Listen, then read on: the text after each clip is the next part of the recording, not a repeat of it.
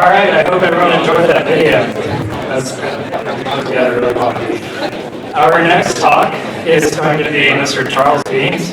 I'm so happy to introduce him because he graduated in the same field that I am pursuing at the moment. After graduating from the U.S. Air Force Academy with degrees in engineering, mechanics, and material science, then earning a master's degree from Johns Hopkins University in mechanical engineering and another master's degree from the National War College in National Security Strategy, Charles Beans split his talents to work for 30 years within the NewSpace industry. Before coming to Seattle and leading Paul Allen Space Company, he provided acquisition and technical oversight of a $90 billion space portfolio, restructuring space launch acquisitions to ensure a more competitive and commercially viable industry, while overseeing the acquisition, restructuring of the GPS and communication satellite architectures to ensure future operating stability. Please join me in welcoming Mr. Charles Beans.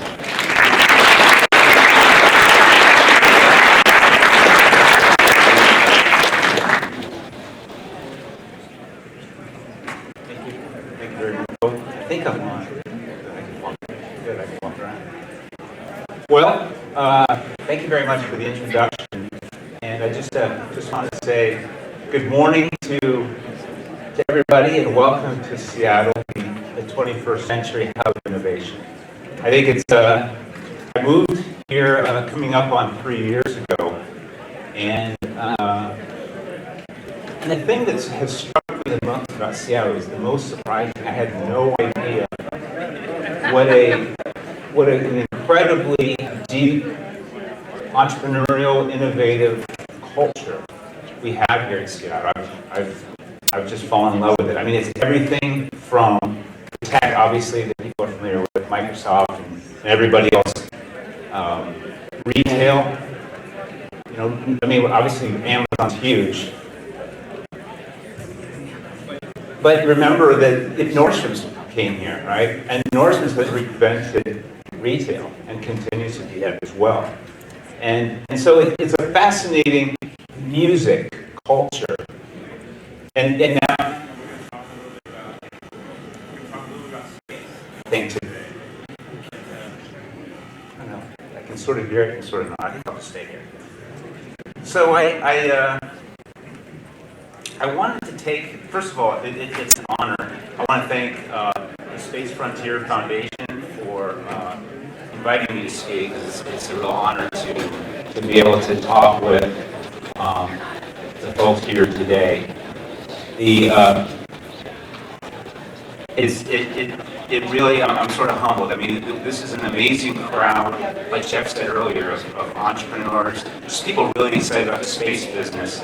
And I'm learning as much as anybody else coming here. And so what I'm going to do is, I think they have scheduled about 30 minutes for my keynote. I'm going to keep it to, try to keep it about 20, 25 minutes at the most, because I really am hoping that I can get some questions, some really tough questions, especially from all the introverted, shy engineers that actually are sitting in their seats and they have really great questions to ask and are kind of afraid to. So those are the people I really want to get questions from.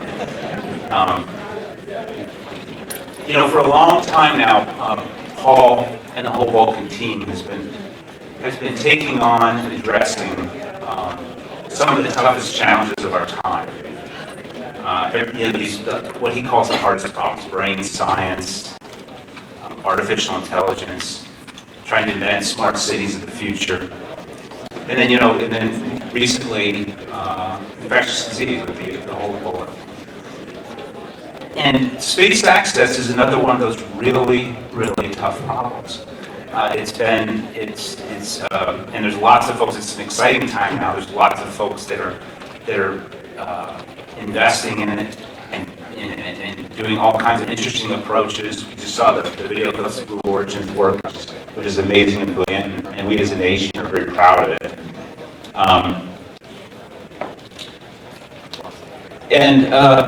So what Paul did was he said, he started up the Strato Launch project back in 2011, and things were going well. And so he said, I want to create a division within Vulcan that is dedicated to this purpose of learning from completing the Stratolaunch project, learning from that, figuring out how we can help lead like all the other folks that are doing it in revolutionizing space access. And so we did that, and our aim is really about that, and it's specifically focused, and this is why I'm so excited to talk to this group. It's really specifically focused on the entrepreneur.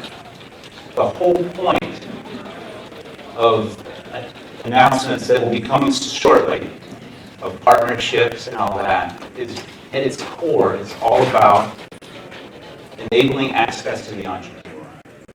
The entrepreneur that wants to create a business, the entrepreneur that has an idea to solve a really tough problem.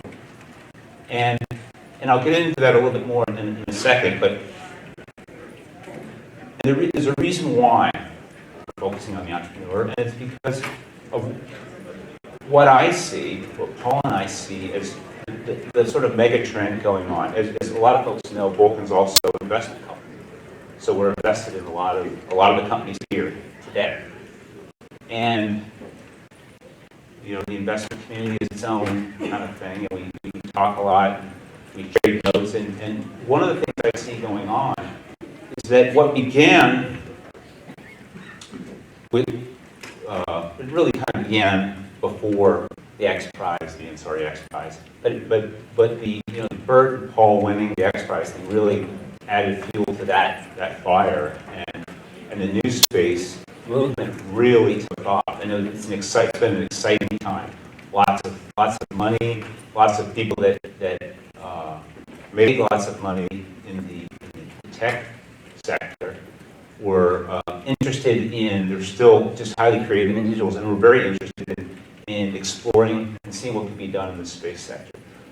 But what we're seeing on the investment side is that we're becoming more and more focused on,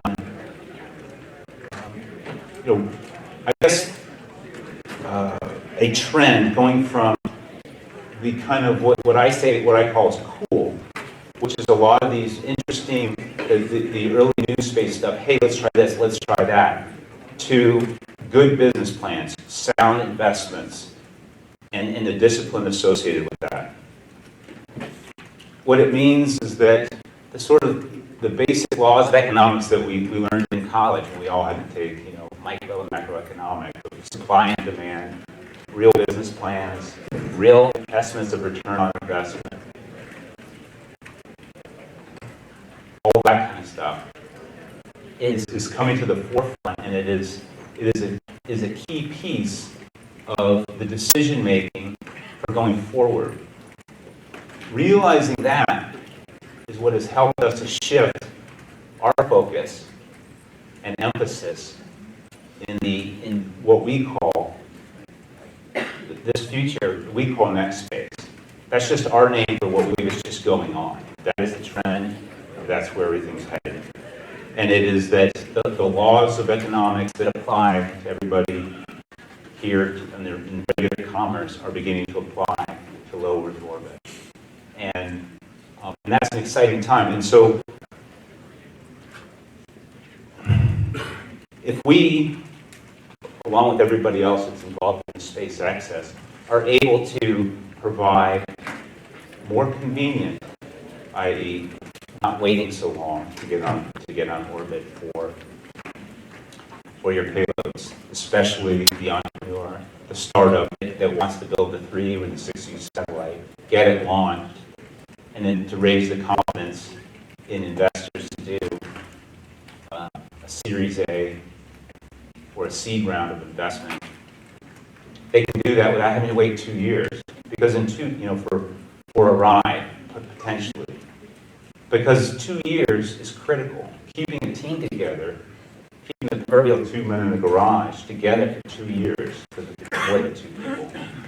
That's a long time to pay a salary without being able to either generate revenue or to raise equity. And the equity, the private equity markets are tightening. And so we see it as critically important to the continued success of the NewSpace movement we get there. Also, convenient access and also low cost. So that's kind of that's the backdrop. That's where we see things going in the future. That's the capital markets, the technology. Obviously, Moore's law continues unabated. Satellites are getting smaller and more capable every month, every 6 months. It's amazing. It's really amazing. I'll put in a shameless plug for Black Sky, since they're a company near and dear to my heart. But there's hundreds of them out there that are building these satellites that are incredibly small. Because as I said in my intro, I've been in this racket a while. Not in the NewSpace for 30 years, but I've been in the space business a long time on the system side. And it is staggering what we're able to do with very small satellites. So, how are we doing that? Well, the Stratolaunch aircraft, there was a little bit of media coverage about it the other day, is really our first step. And what does that mean? That means that we'll have a mobile range. It'll be able to fly, you can see in the graphic, fly up to about 35,000 feet, release its rocket, return back to the runway, and load another rocket up.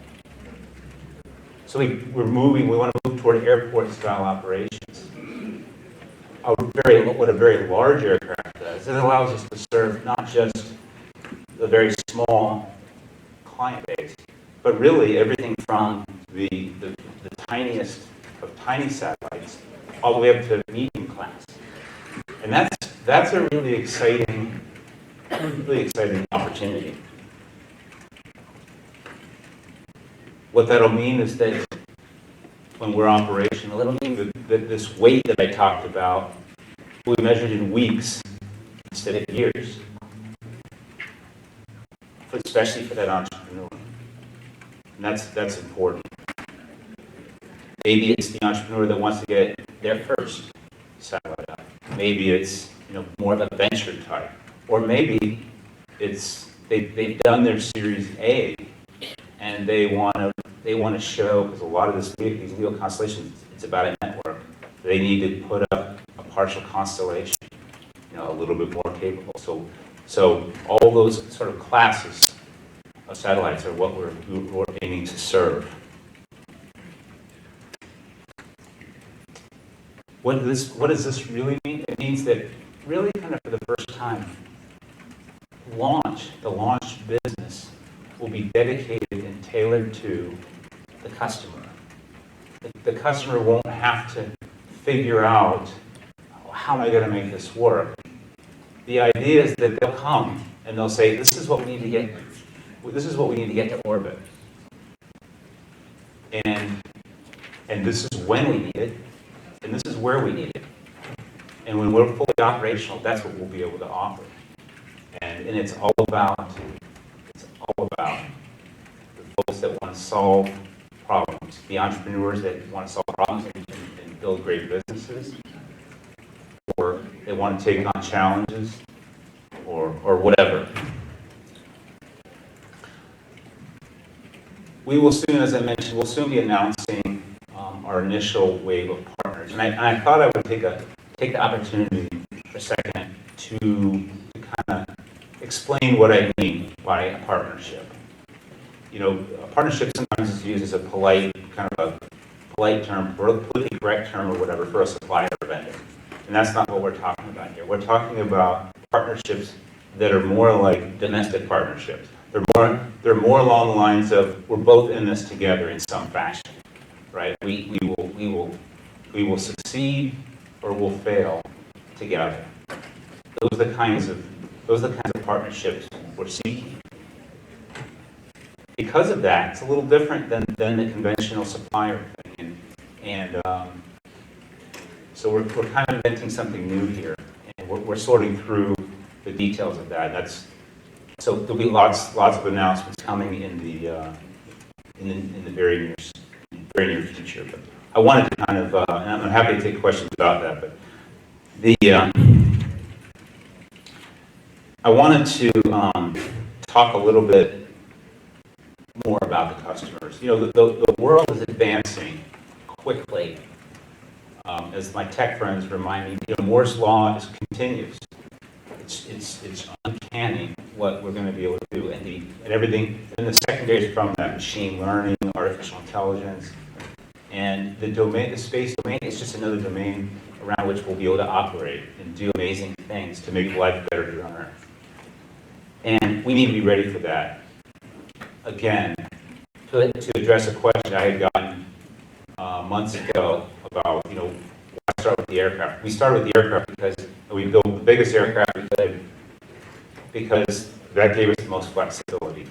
Because there's one thing we know about the future is that we really don't know what the future is going to be, except it's going to be very exciting and it's going to be highly innovative. So we're determined to solve this challenge of access to space along with everybody else. We're not going alone here. We have one solution. There's lots of brilliant companies out there that are doing amazing things, and some of them are going to be on stage at the panel earlier or later after this little talk. But the other point I wanted to make, I talked about how Paul he's defined his life by taking on tough challenges, things that will change and improve the lives of the world, frankly. And the interesting thing about this challenge that we're taking on is that what it will enable, it's a big part of the legacy, because it will enable future mavericks, people that want to take on the big challenges. It'll allow them greater access to space. So that space is one of the tools in their toolbox when they're trying to solve things like climate change, clean oceans, all these great challenges that are global, frankly, and they're really tough. And you know, there's people like us that are working on them hard right now. But I think that the real solutions to these are going to be coming from the next generation. Some of them I'm looking at in the audience like, that's you. And there's some that are probably in high school that they grew up with, you know, computers in their hands. Not right, like the folks here, fine. Not like me that learned how to program my computer on a Burroughs B2900 mainframe computer. So, and then, so that's, you know, a couple of challenges along the lines of like the ocean health. These are things that are important to Paul in anti-poaching, right? That's a big deal. Also allow for more efficient use. A lot of the remote sensing technologies will allow for much more efficient use of our precious resources, whether it's just water itself or mining of resources. We'll be able to, with spectral sensing and those kinds of things, we'll be able to more efficiently use our planet and not waste. Because as the population gets bigger, that's an important thing. And it's a tough problem. And personally, I believe that the space and the aerospace industry has an important role to play in that. And finally, I saw some uniform people walking around. I think General Armani is in the audience. And I wanted to talk. I have a little bit of a background in the defense business, and so I wanted to talk a little bit about that very quickly. But it's an important thing to think about, and there's many components to it. I'm just going to address just one or two. The space business is an interesting one because it's kind of the last of the industries to really emerge out of the kind of Cold War economy, the planned economy. And because of that, it's probably the last one of the types of warfare to kind of advance into a more less of a bipolar thing and more into a who knows what's going on up there kind of world. And I mention that because if you look at the evolution of land and sea forces, and they've gone to smaller teams and more agile and have to be more responsive. And then you listen to what General Hayden's been talking about, and this is amazing for people that have no background in national security stuff. He's talking about, he's the 4-star general, the head of all of this, the Air Force space stuff, and he's talking about how dangerous it is up there now. We have, it's getting pretty scary up there. There's threats to things that are very important, very near and dear to our way of life. I believe that the technologies, the responsiveness, the small satellites, all that technology is going to be a key piece in helping this country, the responsive one, in helping this country for its defense. Much like I believe it'll be something akin to a lot of the special teams and all that kind of stuff that we do for the land and Department for Sea Forces. So I just wanted to say that because it's an important thing to think about. Just because we're in space doesn't mean that we shouldn't be thinking about the important contributions we can make to our nation's defense. So, again, I really wanted to open this thing up to questions, but I just wanted to finish with this. I talked about where we believe the economy is moving towards, right? Whether things have a course that we can't really affect much. And one of those is that a lot of the capital that was really flowing heavily into this new space arena, I think you're going to start to see it not shut down, but it's going to begin to slowly kind of retract. You're going to see VCs, you're going to see the high net worth people becoming more and more steely-eyed about the investments they make. Steely-eyed from the standpoint of looking at real business plans, looking at what's the return on investment. They still want to make big bets, but you're going to see that trend. Just as the PC revolution put computing power into the hands of millions and forever changed the world, something my boss had a little bit to do with, we believe that convenient and affordable access to low Earth orbit has the potential to radically improve how you live and work. And that our goal at Vulcan Aerospace is to help make that a reality. And so I'm eager to take any questions that folks might have about my thoughts and comments. And then, so, anybody have? Sure. If you could, as long as everyone, make sure people know who you are and where you're coming from. My name is Nicholas. I just finished my master's degree in Sweden. So Congratulations. having this thank you. This sort of multinational and dual citizenship, this global sort of viewpoint on space, making it cheaper and cheaper to get into low Earth orbit. Who's going to be, so to say, the authority on, I'll call it space junk removal? For your trash collector, Yeah. you have the United Excellent States, question. your government to say, okay, everybody pay your taxes and we'll. So like, there's no. Right. I mean, it's a great question. The space is kind of another global commons, right? And so there's a responsibility that we all have. I can tell you that it is a conversation when I was in the Pentagon that was going on then. The Air Force has kind of taken it on, but realistically, this is my personal opinion. That's a problem we need to solve. I talked to George Neal about it.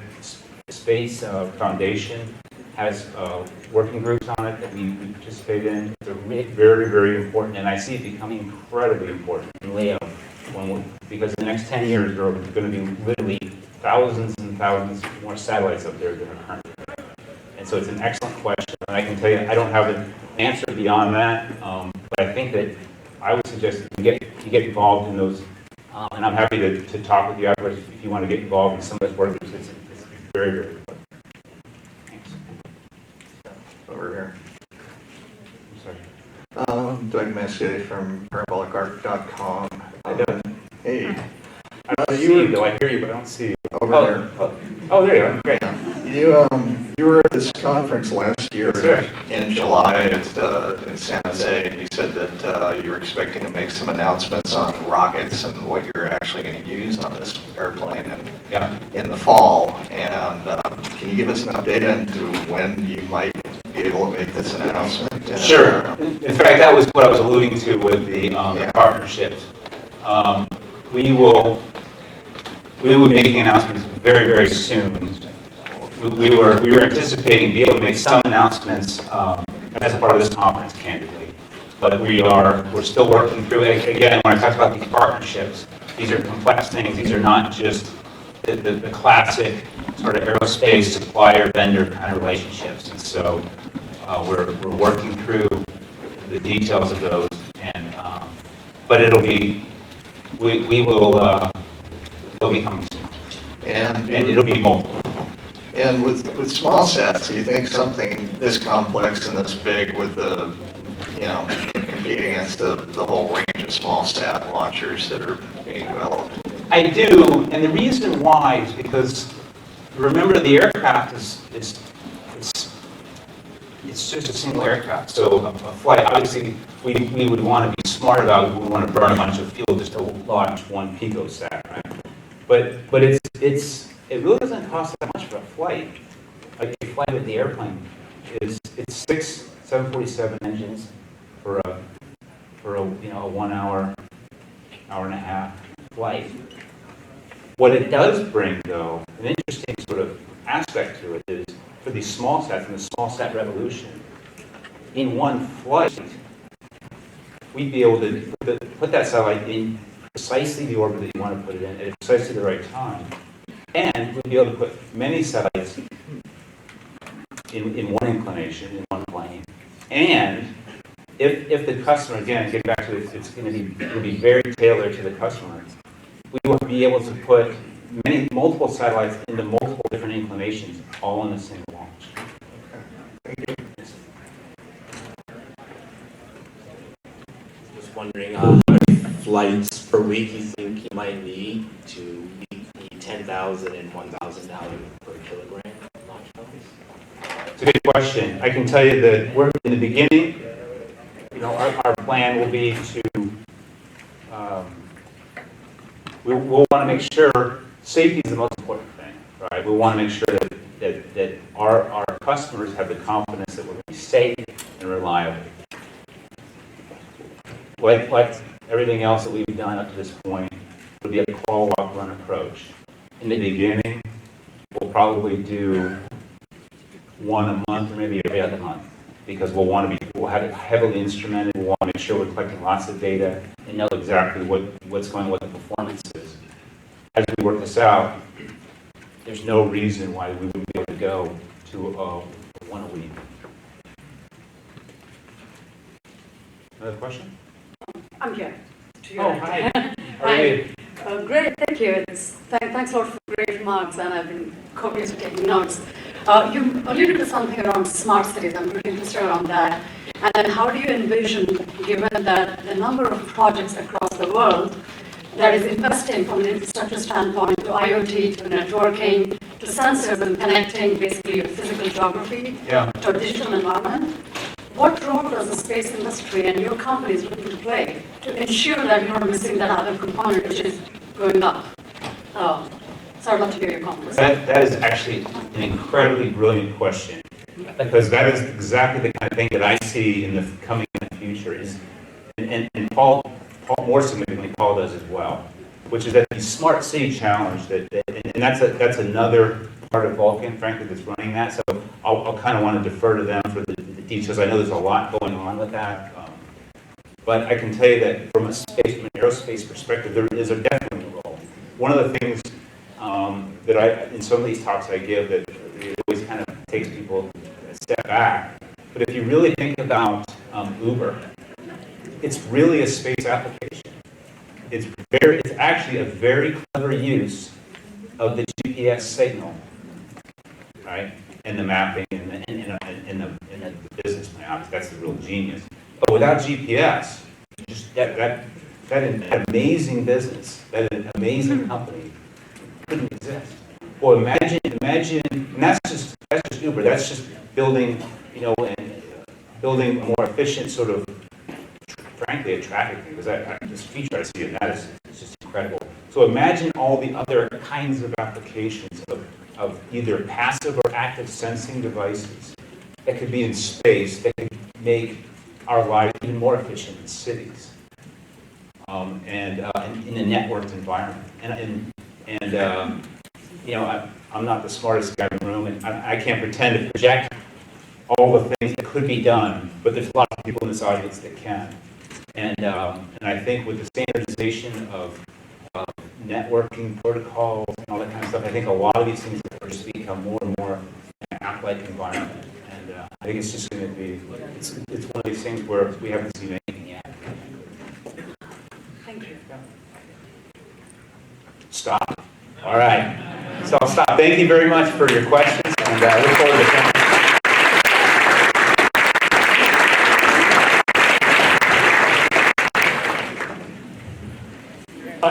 We're going to try to keep on schedule as best as we can here. I have a few announcements before we continue.